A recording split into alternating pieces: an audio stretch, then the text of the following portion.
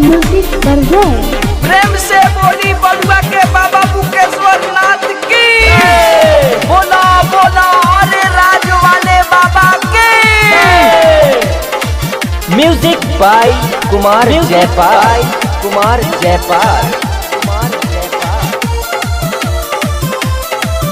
आप सुन रहे हैं जय म्यूजिक के माध्यम से सिंगर राजा जियालाल को एल्बम कांवर करे चोय चोय। सावने में घरे रउआ रहती कांवर लेके देवघर जाईती। सावने में घरे रउआ रहती कांवर लेके देवघर जाईती। कांवर लेके देवघर जाईती हो, कांवर लेके देवघर जाईती। सावने में घरे रउआ रहती कांवर लेके देवघर जाईती।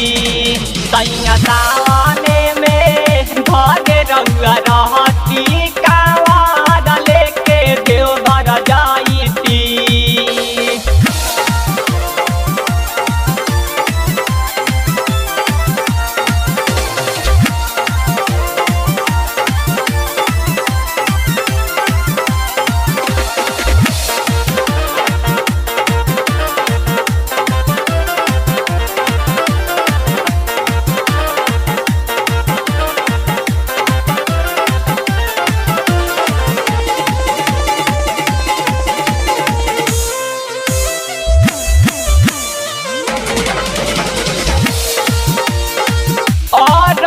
लगैती संगे जलवो चढ़ाईती। दुखावा के बात भोले बाबा से सुनाईती। राजी लगैती संगे जलवो चढ़ाईती। दुखावा के बात भोले बाबा से सुनाईती। सारी गेरुआ रंग के रउआ कीन लईती कांवर लेके देवघर जाईती। सावने में घरे रउआ रहती कांवर लेके देवघर जाईती।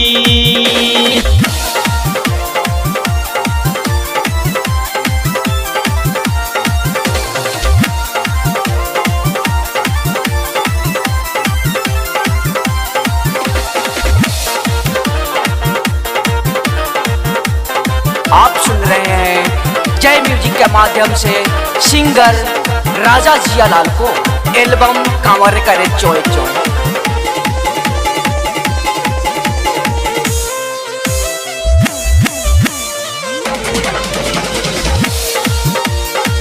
मानवा के बात हमरो हो जाई त पूरा। रउआ बनती पापा सपना रहिती ना अधूरा। मानवा के बात हमरो हो जाई त पूरा। रउआ बनती पापा सपना रहिती ना अधूरा। जाके शरण में आचारा बिछैती कांवर लेके देवघर जाईती। सावन में घरे रउआ रहती कांवर लेके देवघर जाईती।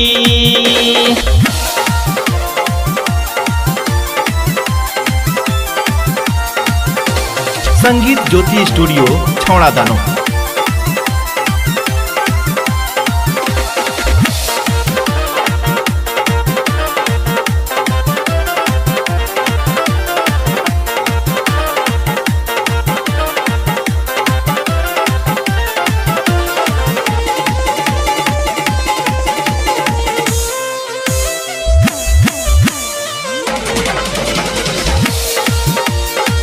राजा जियालाल जदी रहती जमील के ललन जय प्रकाश कांवर लईती जकीन के।